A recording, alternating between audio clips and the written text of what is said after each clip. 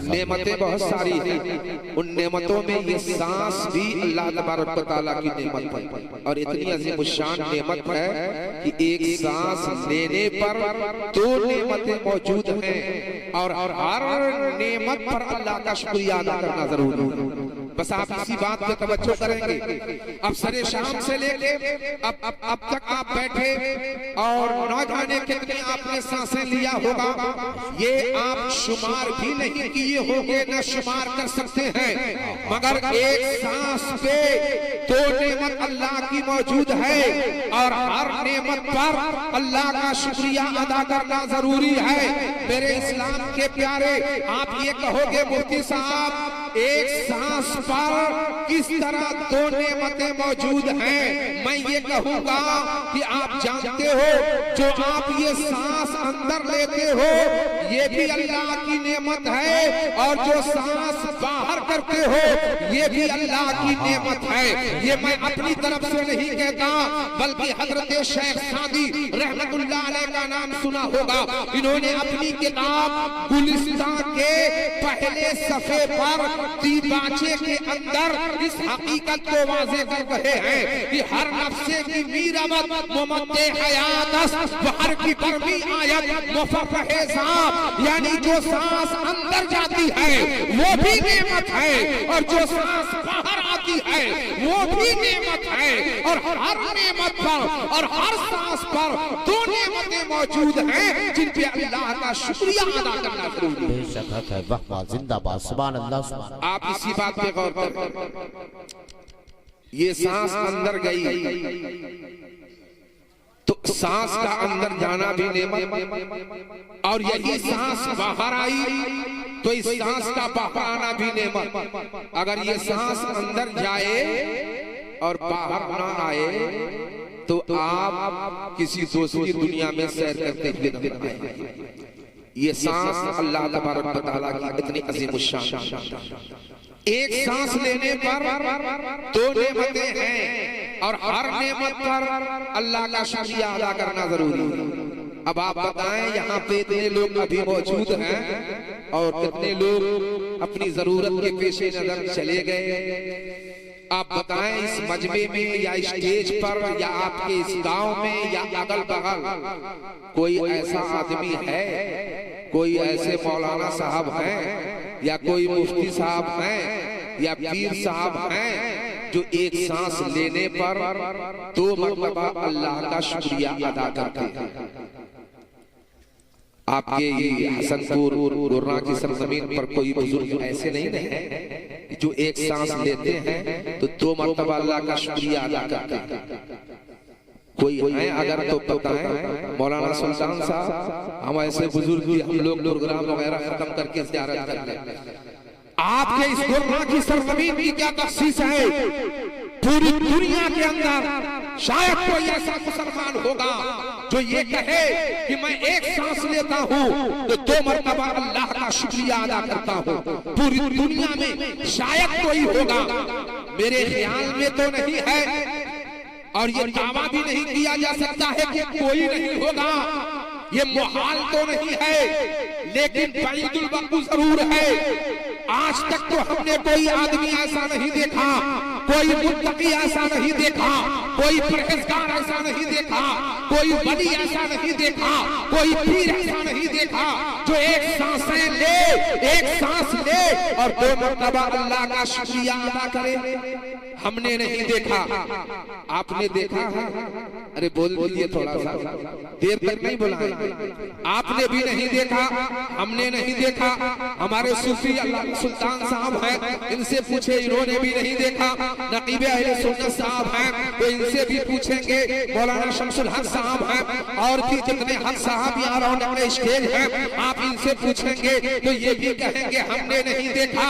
मैं ये कहूँगा देख भी नहीं सकते हो, तुम देख भी नहीं सकते हो, अल्लाह ने कुरान में ये भी फरमाया है, ला युकल्लिफुल्लाहु नफ्सन इल्ला वुसअहा, कि अल्लाह किसी नफ्स को मुकल्लफ नहीं करता मगर उसी की ताकत के मुताबिक, उसी की कुव्वत के मुताबिक। मेरे इस्लाम के प्यारों, अल्लाह ने हमें, अल्लाह ने आपको अगर मुकल्लफ किया है तो उसी चीज का मुकल्लफ किया है जिसकी तुम्हारे अंदर ताकत हो, जिसके अंदर तुम्हारे, जिसके लिए तुम्हारे अंदर वुसअत हो, तुम्हारे अंदर जिसकी सलाहियत हो, अल्लाह ने उसी के लिए तुम्हें मुकल्लफ किया है। कुरान में रब ने ये ऐलान कर दिया है, हम किसी नफ्स को मुकल्लफ नहीं करते मगर उसी की ताकत के मुताबिक, उसी की वुसअत के मुताबिक। पता ये चला, मालूम ये हुआ कि एक सांस लेने पर 2 मरतबा अल्लाह का शुक्रिया अदा करना, ये हमारी बेसात से बाहर है, ये हमारी ताकत से बाहर है, ये हमारी कुव्वत से बाहर है, हम अदा ही नहीं कर सकते। हम एक सांस लेकर 2 मरतबा अल्लाह का शुक्रिया अदा ही नहीं कर सकते, ये हमारी ताकत से बाहर। तो सवाल फिर वही का वही रह गया, ये मेरे परवरदिगार, तो फिर तेरी हर नेमत पर हमें शुक्रिया अदा करना है और एक सांस लेने पे तेरी 2 नेमतें मौजूद हैं, तो फिर हम इस सांस लेने पर, तेरी इस सांस लेने पर हम तेरा शुक्रिया कैसे अदा करें? हम तो ये शुक्रिया अदा ही नहीं कर पाएंगे, ये हमारे अंदर में नहीं, ये हमारी वुसअत से बाहर है, ये हमारी कुव्वत से बाहर। और सही है मुसलमानों, हम एक सांस लेकर 2 मरतबा अल्लाह का शुक्रिया नहीं अदा कर सकते। सवाल पैदा हुआ, मौला हम करें क्या जिससे तेरी नेमतों का शुक्रिया अदा हो? मौला हम करें क्या ये एक सांस लेने पर भी तेरी नेमत का शुक्रिया अदा हो जाए? जब बारगाह रब्बे जुल जलाल में तुम ये आरिज़ा पेश करोगे, ए परवरदिगार हम तेरी नेमतों का शुक्रिया कैसे अदा करें? तो मशीयत एसकी ये आवाज देगी, मेरे बंदे घबराओ नहीं, परेशान होने की जरूरत नहीं है। अरे 24 घंटे में, 24 घंटे में सिर्फ 70 रकात में मेरी बारगाह में आ जाओ, अपनी पेशानी को झुकाकर सुभान रब्बियल आला, सुभान रब्बियल आला इस सना बुलंद कर दो, तो मैं समझूंगा मेरे बंदों ने मेरा शुक्रिया अदा किया। जिंदाबाद, नारे तकबीर, अल्लाहु अकबर, अल्लाहु अकबर, माशाअल्लाह या रसूल अल्लाह, जिंदाबाद जिंदाबाद, अल्लाहु अकबर या रसूल अल्लाह। मुफ्ती साहब जिंदाबाद, सुभान अल्लाह। 24 घंटे में सिर्फ 70 रकात में तुम खाने खुदा में आ जाओ और अपनी पेशानी को झुकाकर सुभान रब्बियल आला, सुभान रब्बियल आला की सदा बुलंद कर दो। खुदा समझेगा मेरे बंदों ने मेरा शुक्रिया अदा कर दिया। और जब रब का शुक्रिया अदा हो जाएगा ना, तो तुम इस आयत के मिस्दाक हो जाओगे, लइन शकरतुम लनज़ीदन्नकुम। मेरा रब कहता है अगर तुमने मेरी नेमतों का शुक्रिया अदा किया तो हम नेमतों को और बढ़ा देंगे, हम नेमतों को और बढ़ा देंगे, हम तुम पे और आसानियां पैदा कर देंगे। मेरे इस्लाम के प्यारों, इतनी मोहब्बत के साथ आप अपनी मस्जिद गौसिया का ताउन कर रहे थे। सुभान अल्लाह, चंद ही लम्हों में आपने एक ज़ाहिरी मकसद को पूरा कर दिया, जिसकी वजह से आपकी इस मस्जिद की तामीर भी होगी, तौसीह भी होगी, मस्जिद की सफाई भी हो जाएगी। अल्हम्दुलिल्लाह, अल्लाह तबारक व तआला इस पर आप सब लोगों को बेहतर से बेहतर जज़ा अता फरमाए। मगर मस्जिद की इस ज़ाहिरी आराइश और ज़ेबाइश से कहीं बढ़ करके इस खाने खुदा को आबाद करता है, वरना यही होगा। ये मस्जिद तो बना ली शफर में ईमान की हरारत वालों ने, पर मन अपना पुराना पापी था, बरसों में नमाजी बन न सके। मकसदे असली अगर सही कहिए तो आपका ये है कि आप खाने खुदा को आबाद करें, मस्जिद को ज़ाहिरन मस्जिद की ज़ाहिरन ज़ेबो ज़ीनत जितनी भी कर लिया जाए, अल्हम्दुलिल्लाह इस ताउन पे आपको अज्र तो मिलेगा, मगर हकीकी मस्जिद की सजावट, मस्जिद की ज़ीनत अगर है तो इस खाने खुदा को अपनी इस मुकद्दस पेशानी से आबाद करने में इसकी ज़ीनत हुआ करती है। आपने ज़ाहिरी ज़ीनत के लिए ताउन किया, इस ताउन में खुलूस है तो इंशाअल्लाह आप मेरे सरकार के उस फरमान के मिस्ताक बनेंगे कि जिसने दुनिया में अगर अल्लाह के लिए मस्जिद तामीर किया तो अल्लाह उसके लिए जन्नत में महल तामीर फरमाएगा, घर तामीर फरमाएगा।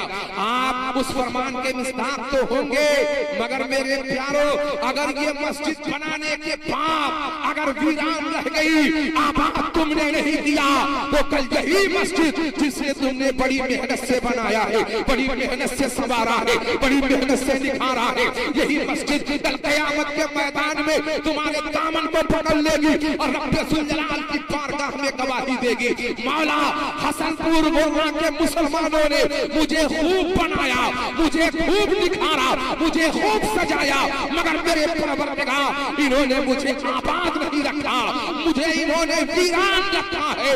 सोचो यही आपके गांव की मस्जिद अगर आपके खिलाफ गवाही देगी तो रब्बे जुल जलाल की बारगाह में कहां मुंह दिखाओगे, कहां भागते हुए नजर आओगे।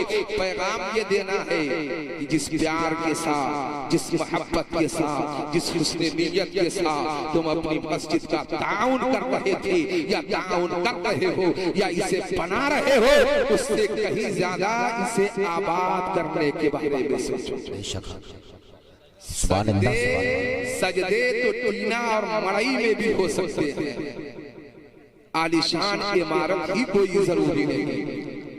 असले मकसद इस मस्जिद की आबादी है कि आप अपनी पेशानी को रब्बे जुल जलाल की बारगाह में झुकाकर सुभान रब्बिल आला की सदा बुलंद करें, तो ये असली इस मस्जिद की आबादी होगी। और मस्जिद अगर आबाद कर दोगे तो परवरदिगार तुम्हें आबाद फरमा देगा, तुम्हारे घर को आबाद फरमा देगा, तुम्हारी आलो औलाद को आबाद फरमाएगा, दुनिया में भी कामयाब रहोगे और आखिरत में भी कामयाब रहोगे। एक मकसद के ताल्लुक से ताउन हो चुका, ये दूसरा मकसद था जिसपे मैं इजमाली गुफ्तगू कर रहा हूँ।